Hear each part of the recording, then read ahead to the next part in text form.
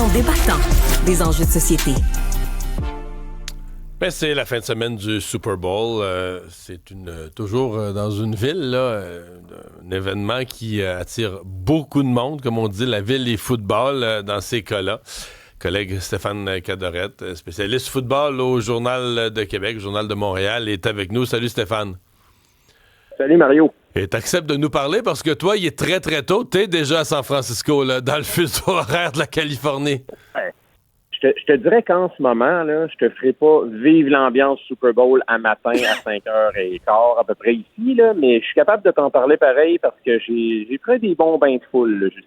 Ouais, parce que déjà, hier, jeudi soir, 3 jours avant, ça se sentait que la ville était football. Ah oui, hey, c'est clair.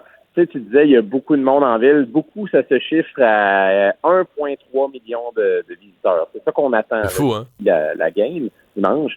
C'est complètement fou. On s'habitue pas à ça. Là.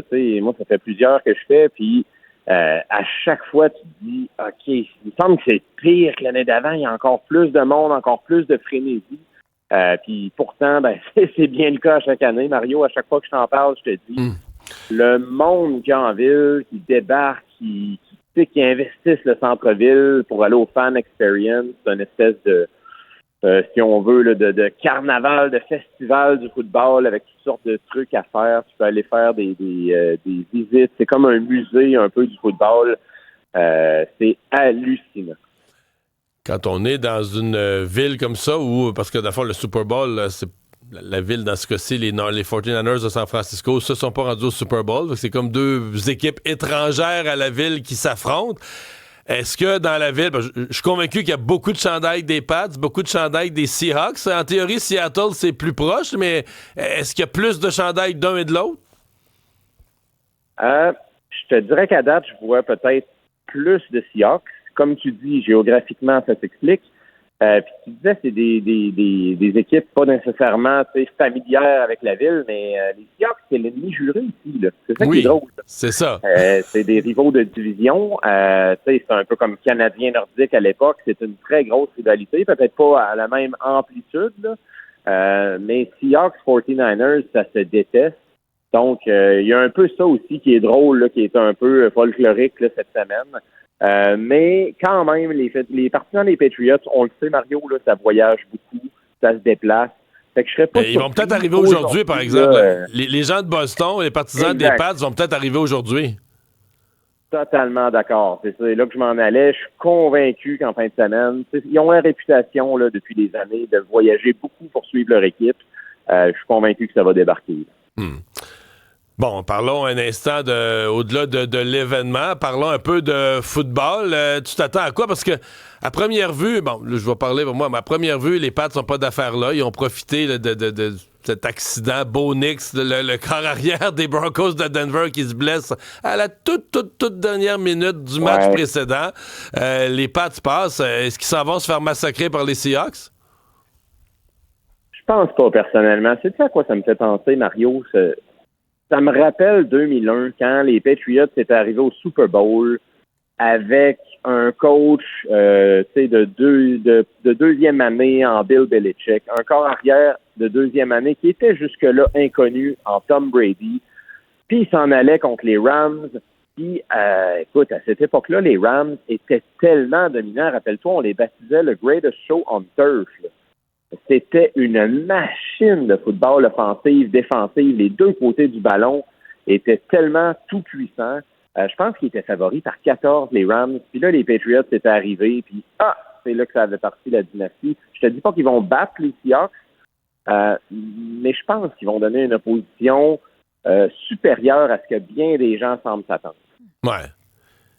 Moi, dans ma tête, écoute, je favorise quand même les Seahawks, là. Je favorise les Seahawks, comme toi, mais je vois pas le même massacre que certains voient sur papier. Non, effectivement. Les Patriots sont pas dans la même ligue. Mais on va voir. Les Patriots sont un excellent entraîneur, d'ailleurs, qui a été désigné, si je ne me trompe pas, hier soir, l'entraîneur de l'année dans la Ligue, Mike Vrabel. Et c'est quand même un peu une légende. Là, je veux dire, il a gagné le Super Bowl comme joueur de la même équipe, là, des Patriots. Maintenant, sa première année comme entraîneur de l'équipe les ramène au Super Bowl. Il y a une histoire là. Ben oui, tout à fait. Puis je suis content que tu amènes le point de Vrabel parce que je pense que c'est un facteur important. Tu sais, dans un match, on analyse souvent l'attaque, la défense, les unités spéciales, mais il y a les intangibles pour moi aussi. Un de ces intangibles-là, c'est Mike Vrabel, champion 3 fois avec les Patriots au début de leur dynastie comme joueur. Puis, on le voit cette semaine, Mario. Moi, tu sais, je cours les conférences de presse depuis le début de la semaine. Puis Mike Vrabel dégage de l'assurance. C'est clair, net et précis. Il inspire ses troupes, c'est sûr. Tu sais, moi, j'ai l'impression qu'être dans ce vestiaire-là, j'aurais envie de défoncer des murs pour Mike Vrabel. C'est ce genre de joueur-là qui a un vécu, une aura. Il rentre dans une pièce. Tu sais, ça impose le respect. Je sais pas comment le dire autrement, là. Mais vraiment, ça paraît qu'il y a de l'expérience. Puis quand ça chauffe dans la cuisine, il s'en va pas. Il fait face à la situation. Puis on dit souvent, les Patriots, c'est une jeune équipe, un jeune corps arrière, puis des jeunes joueurs. Ils ont beaucoup de recrues là actuellement sur leur alignement. Il y a 3-4 recrues qui contribuent beaucoup sur l'alignement partant.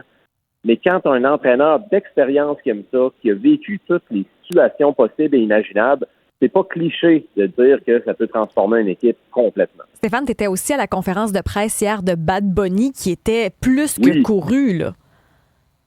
Hey, écoute, je capotais. Là. Pour vrai, tu sais, à chaque année, moi, au Super Bowl, on me dit au journal, ce serait bien que tu ailles à la conférence de presse du show de la mi-temps parce que, bon, ça sert aussi la section hors spectacle.